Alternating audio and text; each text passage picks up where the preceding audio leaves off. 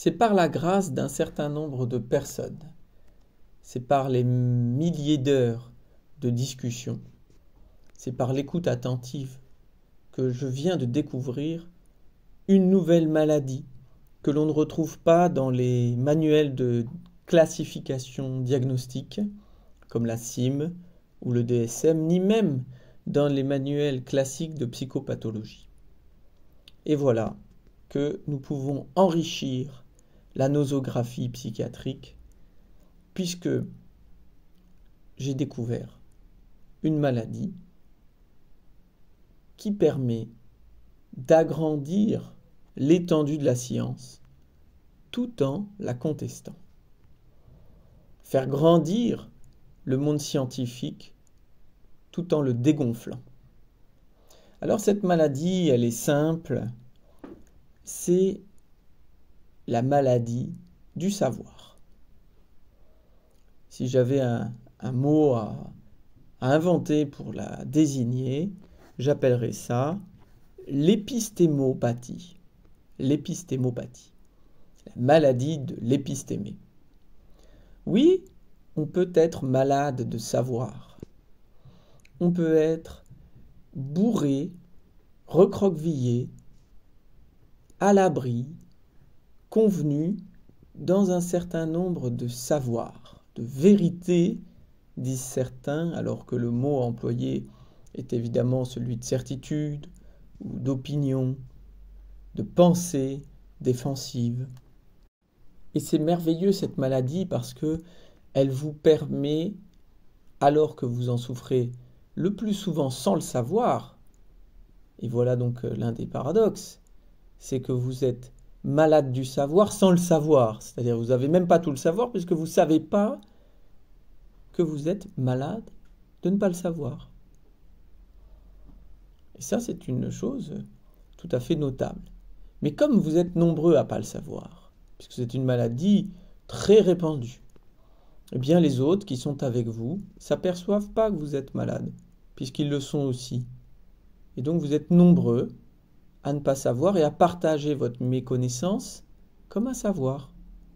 Si bien que grâce à cette épistémopathie, vous pouvez mener une carrière dans laquelle beaucoup de portes vous seront ouvertes parce que vous êtes assuré de ne pas être malade. Bon. Et l'une des choses les plus utiles de cette maladie, qui vous conserve, qui vous protège, c'est bien sûr d'avoir les réponses avant les questions. Avant même que les questions n'émergent, votre réponse est déjà là. Vous avez donc un coup d'avance sur le réel. Vous avez vraiment ici une façon de escamoter une part entière de la réalité qui, comme chacun le sait, la réalité dérange. Et ainsi, vous pouvez diffuser autour de vous une idée, une pensée, une vision du monde qui exclut le monde. Mais ce qui exclut du monde, ce n'est pas le monde en tant que tel, parce que ce mot ne veut pas dire grand-chose, mais simplement que le monde est divisé, que le monde est clivé, que le monde est faillible, qu'il n'a pas cette unité que vous lui prêtez. Et pourtant, grâce au fait que vous évacuez, parce que vous dites ne pas le savoir,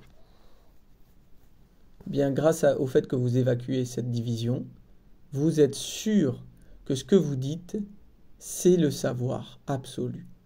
Alors ça a des conséquences heureuses pour vous, pas toujours heureuses pour les autres. Je dis heureuses pour vous parce que eh bien, vous pouvez avoir des mécanismes qui vous permettent de jamais être surpris, de jamais être déstabilisé, de toujours rester sûr de votre savoir. Et ça, c'est un réconfort gigantesque dont certains font même la promotion en disant dans des livres, dans des journaux, dans des canaux de communication qu'ils ont la bonne réponse. Donc dernièrement, j'ai pu lire que quelqu'un estimait que tous les problèmes viennent de l'estomac et qu'il suffit de régler le problème comme lui le dit pour qu'il n'y ait plus de problème.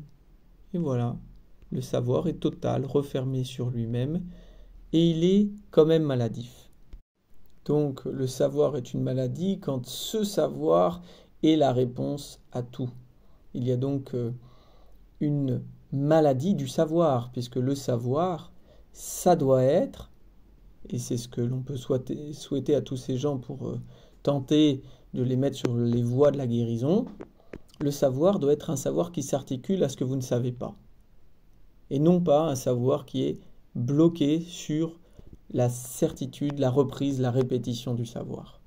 Donc si vous croisez quelqu'un qui souffre de ça, il faut lui venir en aide parce qu'il est malade sans le savoir.